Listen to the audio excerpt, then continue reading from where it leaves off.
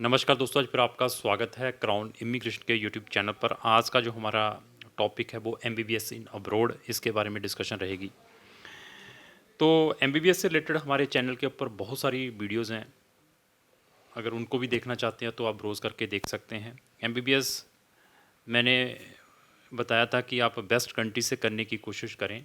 ये बहुत ही इम्पोर्टेंट है क्योंकि ये छोटी छोटी कंट्री इजीली एडमिशन्स दे देती हैं। कोई भी कंपटीशन नहीं है और कोई भी इतना बड़ा इंटेंस एग्ज़ाम नहीं है। 50% भी है, आप वहाँ पर एडमिशन ले सकते हैं। बट जो कंट्रीज़ मैं डिस्कस करता हूँ वहाँ पर अगर आप एडमिशन लेते हैं तो आपको लॉट ऑफ ऑप्शंस मिल सकते हैं। मैं वर्ड रिपीट कर दूँ, जो अभी एनएमसी नेशनल मेडिकल कमीशन की गज़ट नोटिफिकेशन आई है उसके अकॉर्डिंग मैं फिर रिपीट कर दूँ। जो उन्होंने नोटिफिकेशन दी उसके अकॉर्डिंग तो बच्चा किसी भी कंट्री में एमबीबीएस के लिए एलिजिबल नहीं है।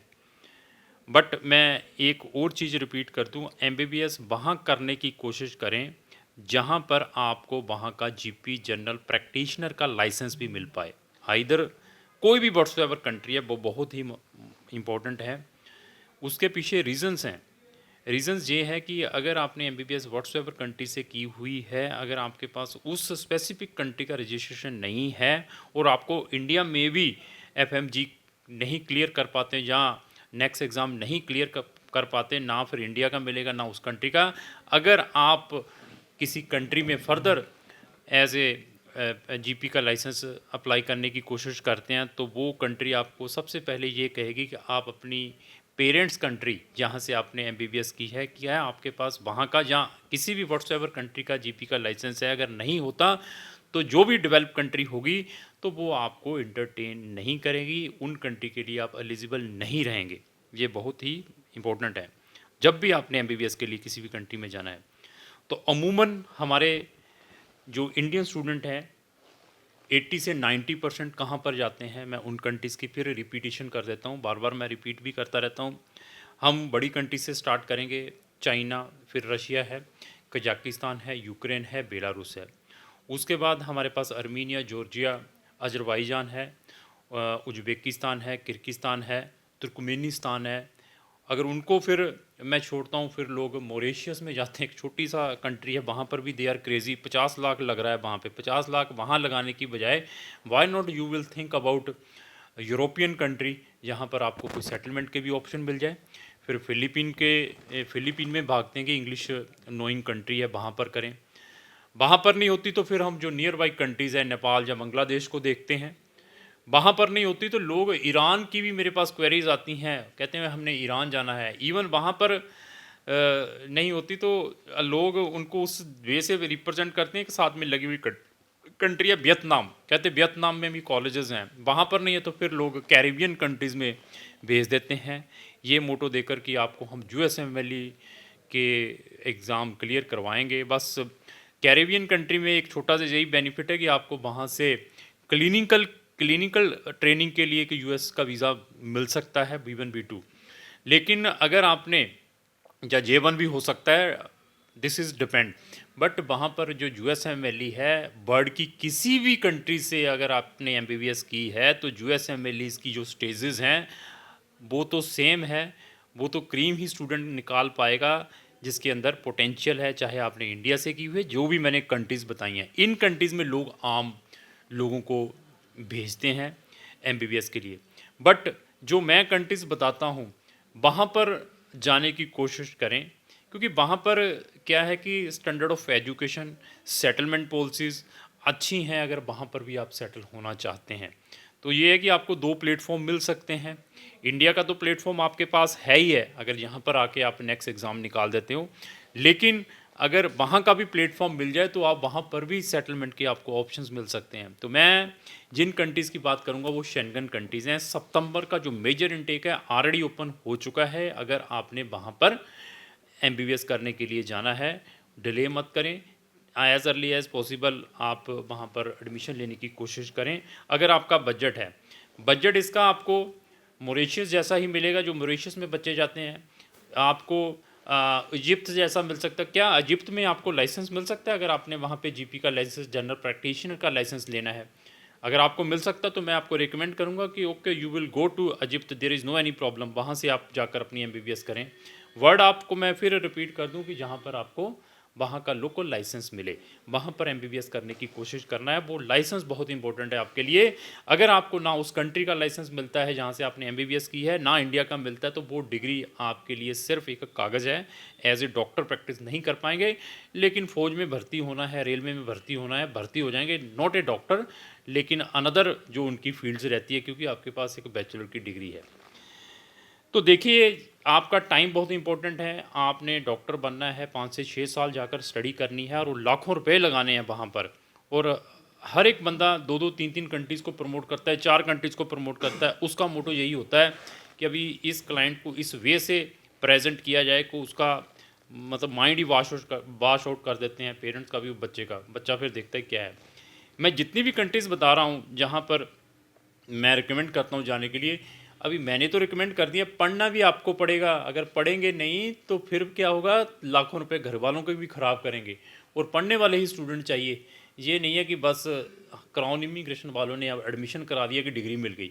स्ट्रगल तो तब स्टार्ट होती है जब वहाँ पर जाकर आप पहुँच जाते हैं, उनके जो भी टेस्ट रहते हैं उनको क्लियर करते हैं, वो भी दिमाग में लेकर चलना है। तो आपकी जो स्ट्रगल कब स्टार्ट होगी, जब आपको एडमिशन मिल जाता है जहाँ जाकर वो पढ़ते हैं।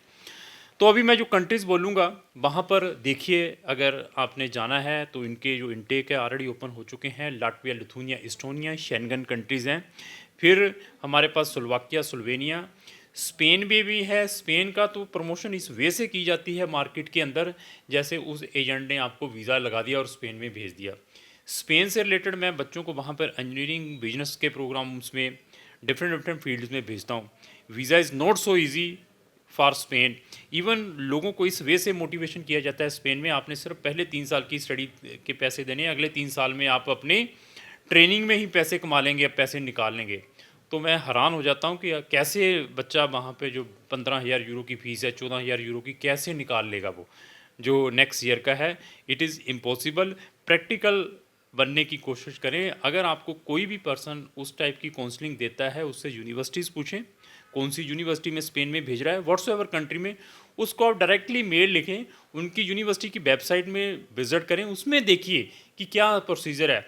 इवन एडमिशन आ जाता है तो यहाँ से एम्बेसी का वीज़ा लेना it is not so easy. आपका एजेंट तो वीज़ा अपॉइंटमेंट ही नहीं लेकर देगा, वीज़ा तो फिर डिफरेंट है। अपॉइंटमेंट में ही काफ़ी दिक्कत आती है स्पेन के। मैंने फिर बता दिया, स्पेन को हम क्लोजली डील कर रहे हैं, स्पेन कंट्री को। ये मैंने अभी 6 कंट्रीज़ आपको बता दी है। इसके बाद हमारे पास पोलैंड है, हंगरी है, चेक रिपब्लिक है। वहाँ पर भी जाना चाहते हैं तो क्राउन इमिग्रेशन आपकी हेल्प कर सकता है। ये जितनी भी मैं कंट्रीज़ बता रहा हूँ, कुछ कंट्रीज़ में तो आपको जो एडमिशन है आपके डॉक्यूमेंट के, आपके परसेंटेज की असेसमेंट के थ्रू मिल जाता है। और 90% जो यूनिवर्सिटीज़ हैं वहाँ पर एडमिशन बच्चे की एंट्रेंस एग्ज़ाम लेती हैं। यूनिवर्सिटी लेवल का एंट्रेंस एग्ज़ाम्स होता है, अगर आप उनको क्लियर कर देते हैं तो आपको एडमिशन मिल सकता है। कुछ यूनिवर्सिटी बच्चे का सैट भी एक्सेप्ट करती है। अगर आपके पास सैट है, डिपेंड है आप कौन सी कंट्री में पढ़ने के लिए जा रहे हैं। फिर हमारे पास शेंगन की ये 9 कंट्री के अलावा अनदर जो कंट्रीज़ है, माल्टा और इटली के बारे में भी डिस्कस करेंगे। माल्टा और इटली, इटली तो मैं फिर बताऊं, बहुत सारी वीडियोज़ हैं। आईमेट का टेस्ट है, टेस्ट की स्लॉट नहीं मिलती, वो मिल जाती है, वीज़ा नहीं मिलता। वीज़ा अप्लाई करना तो 34-35 लाख रुपए, बैंक स्टेटमेंट भी लगती है जब वीज़ा में डालते हैं। जो सारे ये प्रिकॉशन लेने हैं अगर आपने इटली फ्री वाले में भी डालना है। माल्टा, माल्टा में उन बच्चों को मैं रिकमेंड करता हूँ जिनकी ड्रीम यूके में जाने का होता है, लेकिन यूके में वो अपना बीमेट टेस्ट में या यूकेट में अपने अप्रोप्रिएट नंबर नहीं ले पाते, जहाँ वो अपनी इंटरव्यू नहीं निकाल पाते जब यूके में बच्चे की इंटरव्यू होती है। तो जिनका यूके का बजट नहीं है तो उनको फिर मैं माल्टा में रिकमेंड करता हूँ, क्योंकि माल्टा के अंदर यूके की यूनिवर्सिटी के 1-2 कैंपसेस हैं, लेकिन फ़ीस वही है अगर आप अफोर्ड कर पाएँ 20,000 यूरो की। जो शेंगन कंट्रीज़ मैंने जितनी भी बताई है 10,000 यूरो से स्टार्ट होकर 8.5 लाख रुपए से स्टार्ट होकर 16 लाख की साल की सिर्फ ट्यूशन फीसेज हैं। जो लिविंग एक्सपेंसेस हैं वो 25 से 30,000 रुपया पर मंथ हैं। तो ये तो वहाँ के एक्सपेंसेस हो गए। अगर आपका बजट इनमें नहीं बन पाता तो फिर मैं यूरोपियन कंट्रीज़ में आता हूँ, रोमानिया, बुल्गारिया और क्रोएशिया में। वहाँ का जो बजट है 6,500 यूरो से स्टार्ट होकर 9,000 यूरो का है, इसके बीच में रहता है। तो वो उनको रिकमेंड करता हूँ कि आप वहाँ पर देख लें। यहाँ पर भी हम भेजेंगे आपको वहाँ की पब्लिक यूनिवर्सिटी जो गवर्नमेंट की रहेंगी। मैं रिपीट कर रहा हूँ वर्ड, उनका जो स्टैंडर्ड है आप नेट के अंदर चेक करेंगे आपको आइडिया हो जाएगा। कि क्या उनका स्टैंडर्ड है। इवन अभी आता है क्वेश्चन कि सर वहाँ का हम लाइसेंस कैसे ले पाएंगे। लाइसेंस के लिए आपको वहाँ का जो लोकल लैंग्वेज है वो 100% क्लियर करनी पड़ेगी। कहाँ तक? B2 लेवल तक। अगर आप रोमानिया में कर रहे हैं रोमानियन है, अगर आप जर्मन में कर रहे हैं तो जर्मन में C1 तक आपको क्लियर करना है, अगर आप चेक में हैं तो चेक लैंग्वेज क्लियर करनी पड़ेगी B2। फिर उसके बाद आपको लाइसेंस है। लाइसेंस के लिए कुछ कंट्रीज़ का अपना लोकल एग्ज़ाम्स भी हैं, कुछ कंट्री विदाउट एग्ज़ाम भी आपको एडमिशन दे देती है। अगर आपने इन यूरोपियन कंट्रीज से MBBS की है तो आपकी डिग्री विदाउट एनी प्रॉब्लम सब शेंगन कंट्रीज में एक्सेप्टेबल है, only by giving their local language. आपको सिर्फ उस स्पेसिफिक कंट्री का लोकल लैंग्वेज का एग्जाम देना है अगर आपके पास उस प्राइमरी कंट्री का लाइसेंस है जहां से आपने MBBS की है। तो इवन वहाँ जाने के बाद पार्ट टाइम वर्क अलाउ है। अपनी स्पाउस को ले जाना चाहते हैं, you can accompany your spouse in specific country. Even अगर आप अपने पेरेंट्स को वहाँ पर बुलाना चाहते हैं टूरिज्म के लिए, उसमें भी क्रॉन इमिग्रेशन आपकी हेल्प करेगा। इवन आपके पेरेंट्स वहाँ पर सेटल होना चाहते हैं, उसमें भी क्रॉन इमिग्रेशन आपको ऑप्शंस प्रोवाइड कर सकता है। क्या आपका कंसल्टेंट इस टाइप के ऑप्शंस प्रोवाइड कर सकता है MBBS से रिलेटेड?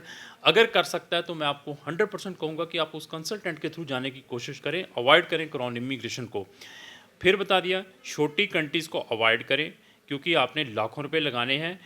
अगर आपने छोटी कंट्रीज़ में जाना है उसकी बजाय तो मैं आपको ये कहूँगा कि आप अपने बच्चे को कनाडा में नर्सिंग के लिए भेज दें, लाखों रुपए कमा लेगा और वहाँ पर PR भी ले लेगा, सेटल भी हो जाएगा। कितनी बढ़िया कंट्री है।